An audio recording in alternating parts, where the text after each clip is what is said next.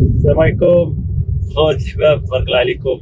اليوم فيها جري وزيد جري. اليوم العمل. انا معكم، كنهضر معكم وانا في الطريق. المهم خويا راه عيني مع الطريق ماشي مع التليفون. المهم التليفون راه محطوط باش ديوها كيف كنرفقكم لان ما كاينش هكا. المهم خوت، انا اللي بغيت نقولها لكم اليوم واحد التدخل، واحد النصيحة فيها تدخل، فيها نصيحة للناس بالنسبة للخوت والشباب الصغار اللي طالعين وباغيين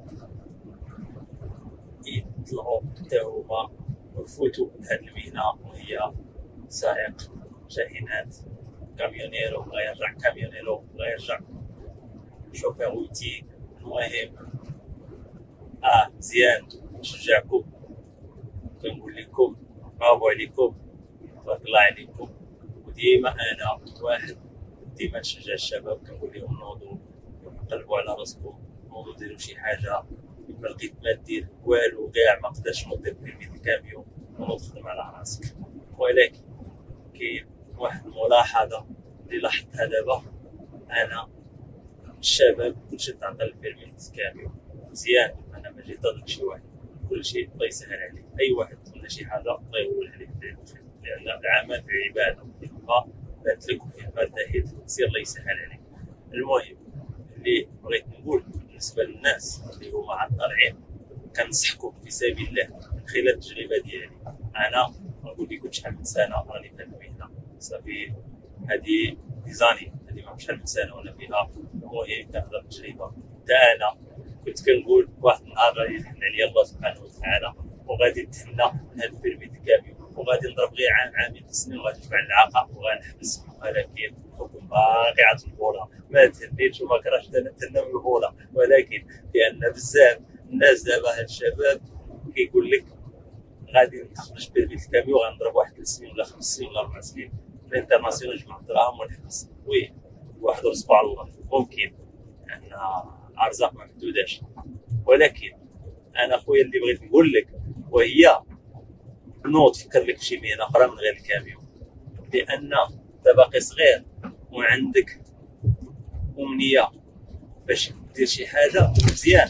ولكن من الاحسن دير لك شي مهنه من غير الكاميون. الكاميون مزيان دير البيرمي ديالو، تخليه عندك، تخليه في جيبك حالة ما وقفت عليه شي نهار ولا هذه تلقاه قدامك. ولكن اخويا اللي بغيت نقول لك، انا الكاميون كرأيي انا ديك الوقت ما تقوليش علاش انت راك الكاميون، انا ما نقولكش فوقاش درت، ولكن راني حتى انا ناس كاين اللي يسمعوني لا راهم عارفيني وعارفين الناس اللي اقارب ديالي والاصدقاء ديالي راهم عارفيني عن قريب.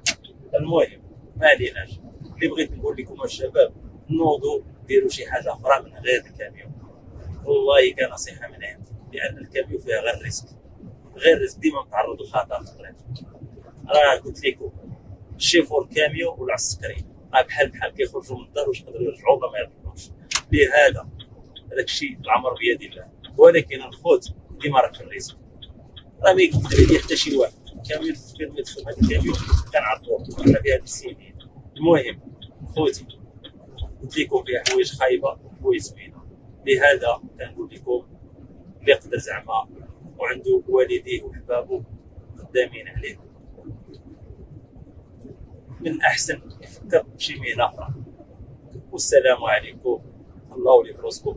وما تقولوش بان هذا السيد راه بالعكس، راه هنايا هذا كتحفيز لكم باش تنوضوا تفكروا في حوايج اخرى. مزيان كنقول لكم ديروا في الكاميون، ولكن فكروا في شي مهنه اخرين ما احسن من هذه، وصوب بلاصه تدخل يوميا لدارك احسن لك من الكاميون وتبقى تبات في الكاميون تمشي 15 يوم 20 يوم. المهم صديق، على حساب على حساب الشركه كيفاش كتفاهم معاك، وعلى حساب الشركه اللي كتدي السلعه وهذه. المهم هذه تجي واحد لقيتها ونهضروا عليها فيديوهات اخرين ان شاء الله. الله ولي فراسكم، ايوا ترينيو، خدموا على راسكم، الله يسهل عليكم، الله يسهل عليكم الموضوع. السلام عليكم.